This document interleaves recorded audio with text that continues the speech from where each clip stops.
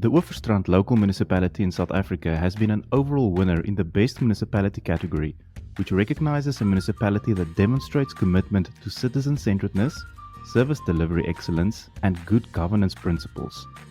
The municipal area of Overstrand covers a surface of almost 1,708 square kilometers and has a permanent population of 90,000.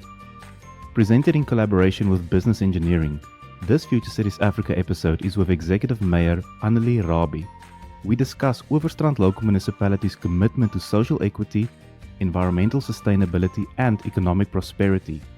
From innovative technological advancement and digitization strategies to fostering private sector collaboration and ensuring resilient supply chains, we explore how the municipality is positioning itself for success in the face of challenges and opportunities. Mayor Rabie, welcome. It's lovely to have you on the show. Could you share some specific strategies or initiatives that your administration has implemented to ensure that all members of the community are included and benefit from the municipality's projects? Thank you very much for that question, Dan. The important thing is that Overstrand Municipality has a very strong focus on citizen-centeredness.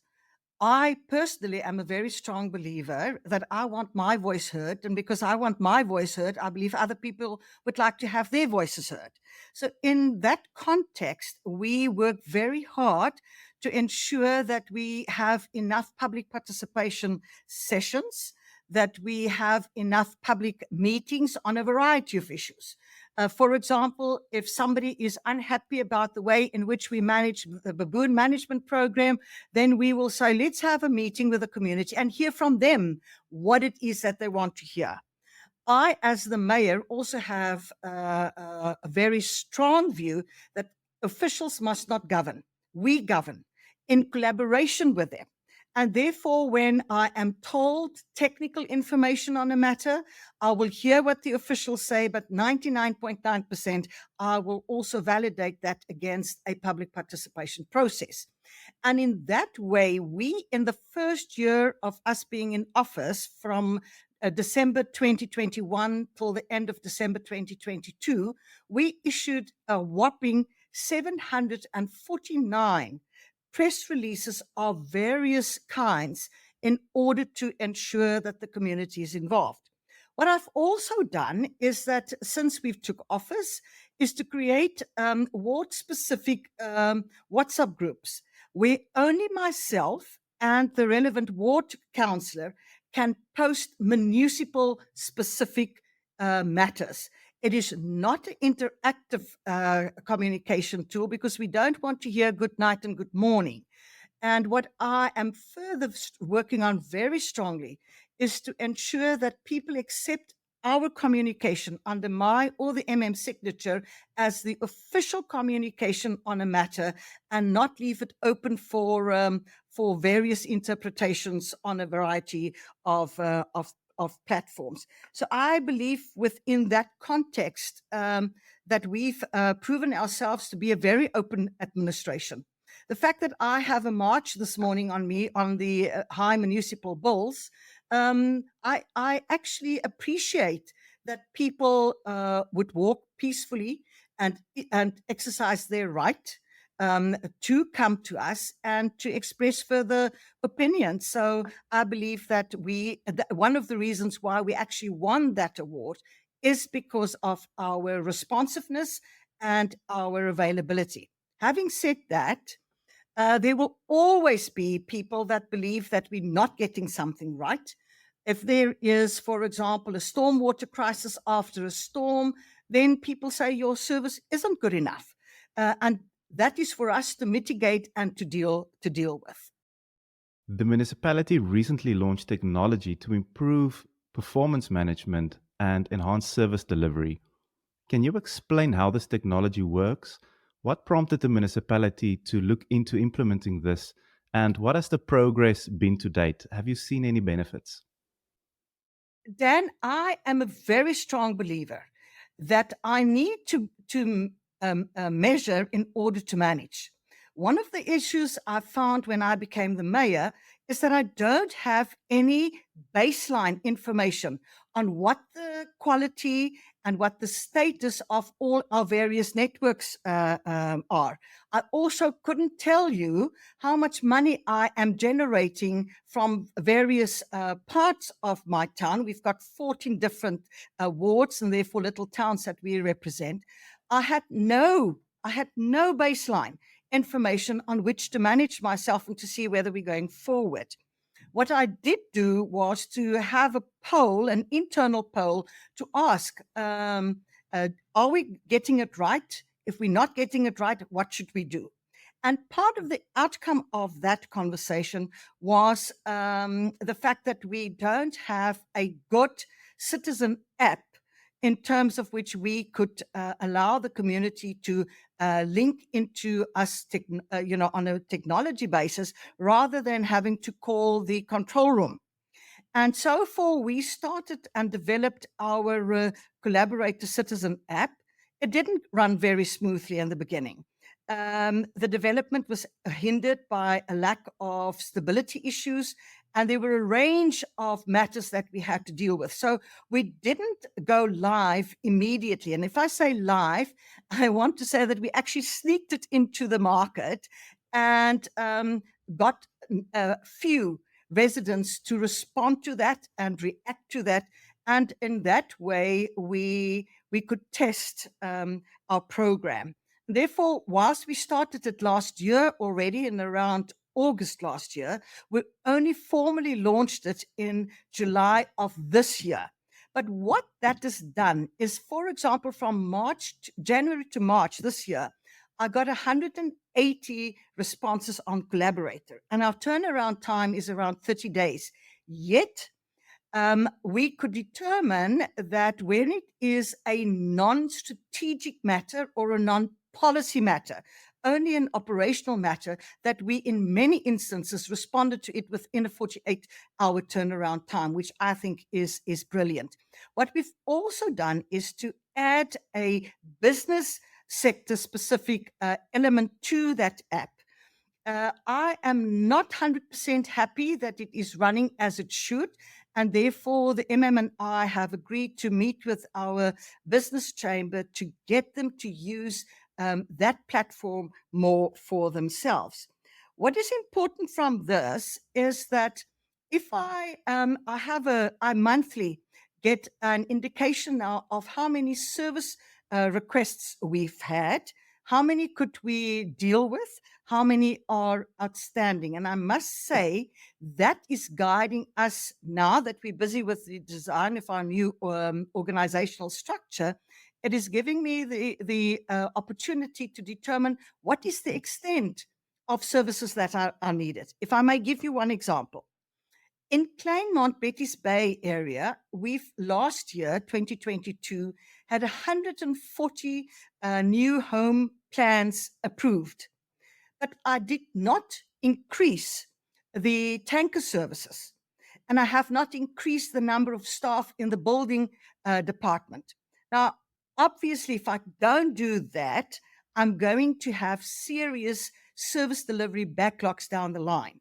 And so with this information and this platform, we are able to better plan and to have our budget influenced and informed by what is actually happening on the ground.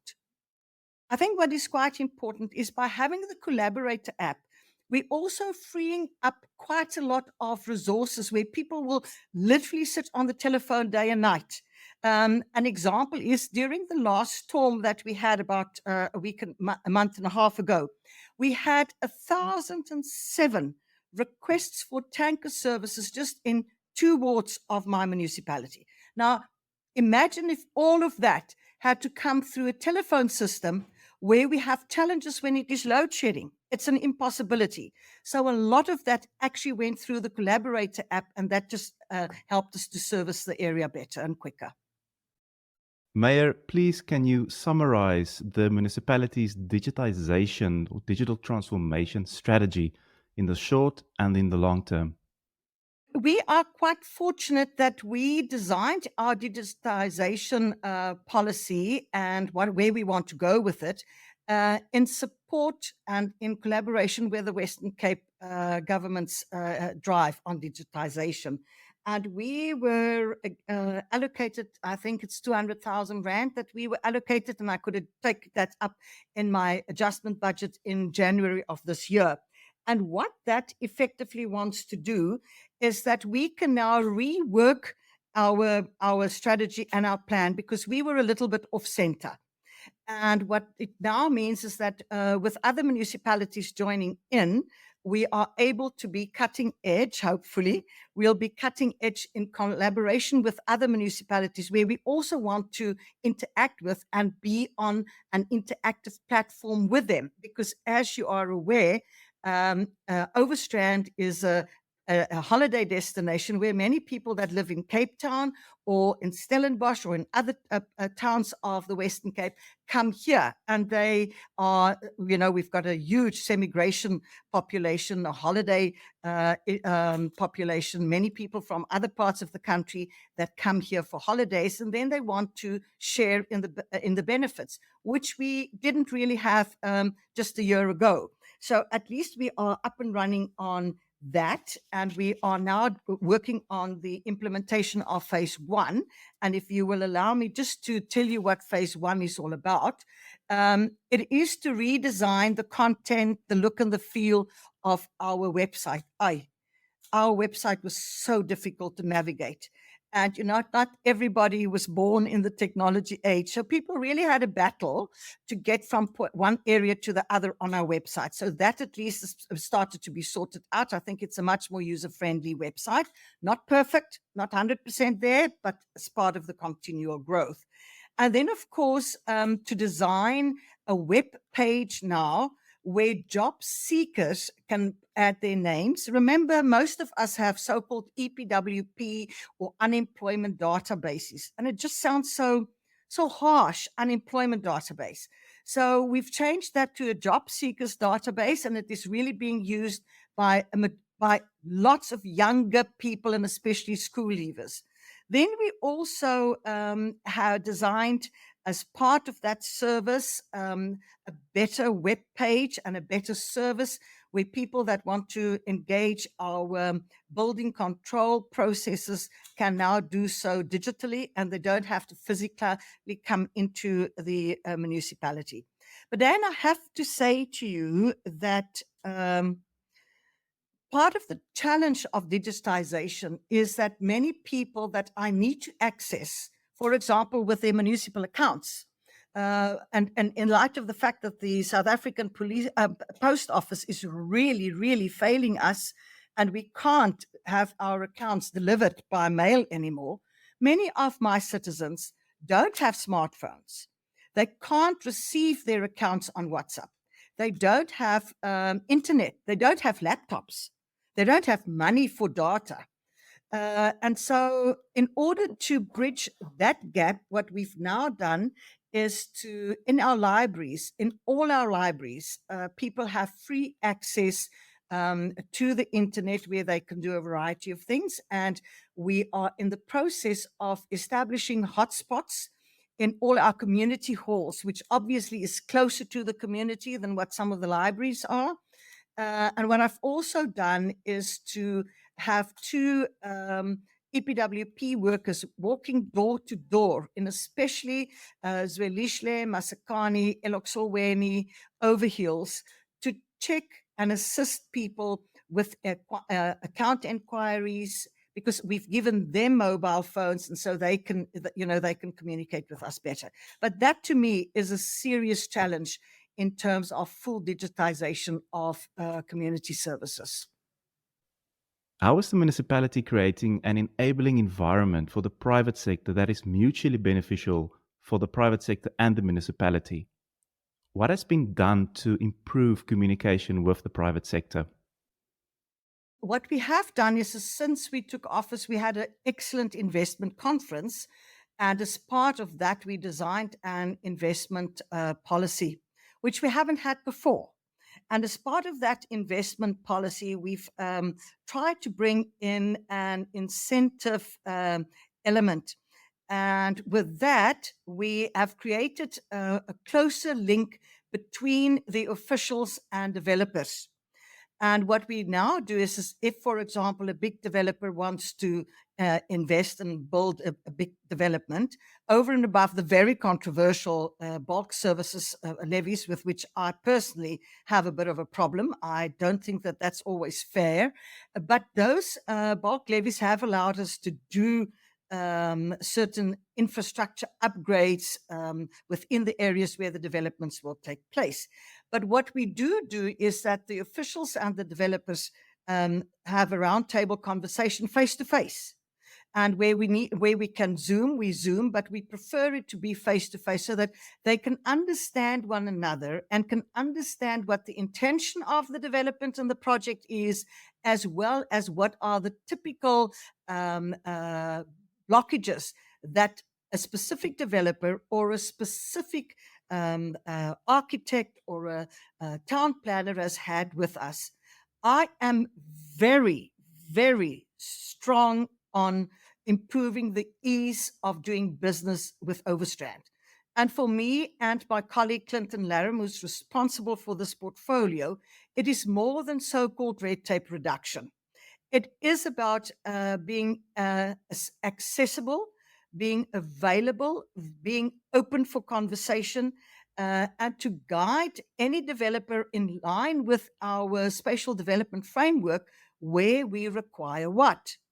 The one dilemma that one has with this, you can have all the most wonderful communication channels and you can have a coffee date with everyone. The issue of doing environmental impact assessments, the process of rezoning land is a hugely problematic one. And my belief is that between municipalities as a whole and the Western Cape Department of Local Government and Environmental Affairs and Town Planning, we would need to come up with a way in which it doesn't take 2 years to rezone land, and it doesn't take 3 to 4 years to do an EIA. So again, we can do what we want. We can have all the wonderful programs and the turnaround time, but if the knock-on processes above us at the next level of government is not speedy or being sped up, then I think we will continue to have huge challenges in getting development going. Given the increasing importance of resilient supply chains in today's economy, what specific measures is your administration taking to ensure the resilience of the city's supply chains? Let me start off by saying we've had our 10th consecutive clean audit. And as you are aware, many a clean audit struggles in the wake of supply chain management processes. I have a CFO that is dead set. I sometimes want to say to Asante, can you just please change a little bit? But it doesn't quite work that way. We follow the SCM guidelines to the T. And I have to say to you that often supply chain is the one area that really inhibits quicker reaction to a number of activities. But what I have done, and especially my new MMC for Finance Councillor Stephen Williams, they have now drafted a list of all the tenders that will expire in 6 months hence. And so we start much earlier with the design of the tender specs and how it should go through the system. I want to give you an example that links to one of the other questions that we've raised earlier, and to show our citizen-centric sense in this matter. I have a baboon management program, which I do on behalf of the Western Cape government. And it is a hugely problematic tender because it really conjures up lots and lots of emotions around baboon management. And it really is one of the biggest issues I have had to deal with ever since I took this office. And I then said when the tender was a year ago, in July last year, I knew that the tender was going to run out at the end of June this year. And so a year ago, I started with a process of discussing and talking to the community in that area on how would they like that program to be and what should that program look like. Lo and behold, when I got to tender stage, I have hoped that a community-based organization will be successful in terms of the tender, and they weren't. And the simple reason for many of these things, and not this one in particular, but in general, we find that tax certificates are not in place. In many instances, the annual financial statements are not in place. So I can have the smartest, and I do have, supply chain staff. We can do it all right. But if the tenderer is not compliant with a variety of requests from departments and governments outside of the Overstrand Municipality, I just can't fast track that process. And that obviously is always a problem to me. But supply chain is, in my instance, I think it can make a good contribution to local economic development and making use of especially upcoming entrepreneurs. But at the same time, there are so many transversal tenders that municipalities tap into, especially if it is huge projects, that I believe supply chain can be much more user-friendly. I know government wants to, in terms of the MFMA, would like to use supply chain management to decrease potential for fraud and corruption. I don't think that they're hugely successful, yet the paperwork involved in getting supply chain management more user-friendly and faster is just an absolute nightmare. Having had our 10th clean audit, we certainly get the basics right. We certainly have the basics right. It doesn't mean that we don't have our issues or that there won't be a mistake or something, but it really is very, very problematic for me as the political leader of this council that some things take as much as 3 months, which I would have imagined, geez, man, it could be a week, it is a telephone call or whatever the case may be. But I have to stick to the game plan and not get involved. And then that is a key issue in this municipality. Councillors do not get involved in any tender process or in land sale processes. We have codes of conduct that prescribe to us and the officials how we should behave. And being a stickler for the rule of law and getting it right and doing the right things right, even if I stand alone, we're very strict and very strong on proper supply chain management processes. How do you ensure effective interface between political office and administration, so to ensure clear roles, responsibilities, and accountabilities for each respective structure? I actually enjoy that you asked me that question. Having been involved in local government for many, many years, you can see how grey I've become. I believe on horses for courses, and I believe in stick to your lane. I have every morning a coffee session with my full MACO and my MM. And there we clear whatever needs to be cleared. I, as the mayor, do not engage any of the other directors. I speak to the MM, and the MM deals with his directors.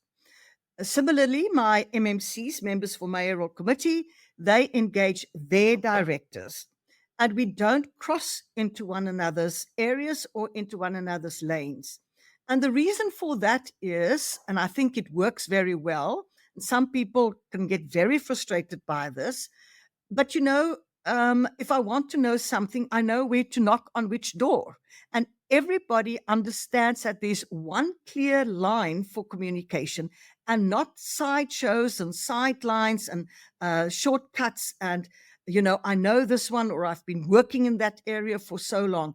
There's a very definite and a very correct line that we follow. In times of emergency, like, for example, this morning, we have a march on its way to my office. Obviously, there will be conversation between myself and the law enforcement capacity, but that is driven by a specific circumstance at the time. And then remember, as I mentioned before, we are all bound by a code of conduct. And the party that I represent is extremely strict on sticking to caucus rules, sticking to the code of conduct, sticking in our lane, not interfering in the administration. At the same time, I have a municipal manager that if a councillor oversteps the line, he has no problem to inform the speaker that councillor X or Y or Z is giving direct instructions to officials. So we really stick to the game plan. And I'm very positive, and in fact, I'm very proud to say that we're a municipality that stick to the systems and the structures that are provided for in legislation. Mayor, in closing, what is your vision for the future of the Overstrand Municipality? And what does success look like at the end of your term? Dan, obviously, when you apply to become a mayor, because that's how it works, when you apply to become a mayor, you have to convince the panel of your at least 5-year strategy for your town. And what I've done was to link my 5-year plan and objectives to that of the Premier of the Western Cape, so that I can replicate what is happening on a provincial level also on a local level. And I am very vocal about the fact that I've got 3 objectives. And the one is to improve communication. The other one is to reduce crime. Now, you can say to me, what does crime have to do with you? But crime also is within the non-compliance to municipal bylaws in relation to traffic offences and a variety of issues. And then thirdly, to improve the cost and ease of doing business with Overstrand. But overriding all of that is my mantra of an Overstrand for all. And what exactly does that mean? Overstrand has been in the news for many good things and for many not so good things. And what I'm saying is that everyone that lives in Overstrand should have access to the same quality of service. If I remove refuse once a week in Voelklip or in the Kelders or in Betty's Bay, I must also once a week remove the refuse in Zwelishle, in Overheels, in Eloxolweni. If the tanker services is run 24/7 and I render an after-hours service in the previously more advantaged communities, I must do exactly the same in the previously more disadvantaged areas. So I'm very much for the same quality of service across the Overstrand. And that has its challenges because I have many informal settlements. And therefore, one of the things that I'm doing at the moment is to try and electrify as much of the remaining informal settlements that are without electricity. Because by doing that, you are starting to build a more dignified life. Obviously, I get income out of it. It reduces illegal electricity connections and everything that goes with that. And so that is every decision I take. Every morning when I sit in Mako and I discuss where we're going, my question is always, how does this contribute to the 3 C's, as I call it? And how does it contribute to making an Overstrand for all a livable and an achievable objective? A special thank you to Executive Mayor Annelie Rabie for this insightful conversation on the municipality's holistic approach to governance, digitisation, community engagement and forward-thinking planning for a prosperous and resilient future here on Future Cities Africa.